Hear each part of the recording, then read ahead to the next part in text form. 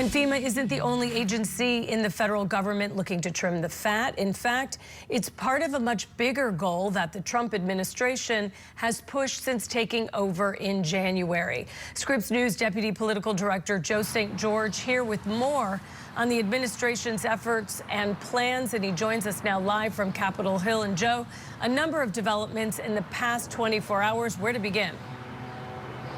Yeah, there have been. And, you know, Holly, let's face it, in the beginning of the second term of President Trump, we talked a lot about DOGE downsizing efforts frequently, almost every morning in late January, early February. It's lost a little bit of that media attention because, well, the face of DOGE, Elon Musk, has exited center stage. But it's important for our viewers streaming along with us on Scripps News to know the philosophical belief that the federal government should be smaller. That effort is continuing at 1600 Pennsylvania Avenue. DOGE is still existing, and a number of developments on this front has happened in the last 24 hours. Development number one is something that we've expected for a while now, and that is for the Trump administration to formally go to the United States Supreme Court and ask the highest court in the land to weigh in on this particular issue. A lower court out of California has essentially curtailed, blocked a lot of President Trump's power to restructure the federal government to his liking in the last several weeks. That's why we haven't had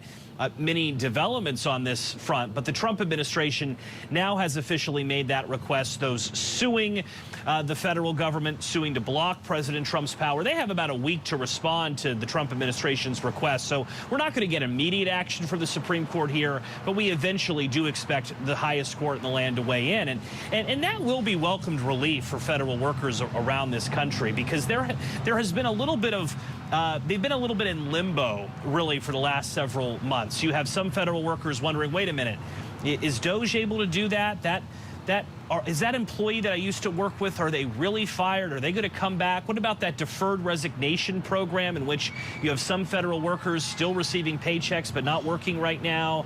Was that legal? A lot of this needs to ultimately be resolved. Really, a giant step one took place in the last 24 hours with the Trump administration going to the Supreme Court on this front. Obviously, President Trump believes he has the authority. Development number two is a development that really could escalate today. We expect what's known as a rescissions package to make its way from 1600 Pennsylvania Avenue to the House of Representatives here on Capitol Hill. This will be an attempt by the Trump administration to codify into law, formalize some of the big cuts that DOGE has attempted to make within the federal government. We expect north of a $9 billion rescissions package to initially be put in front of members of Congress to vote on. Speaker of the House Mike Johnson has said he'd like to move on this as quickly as possible.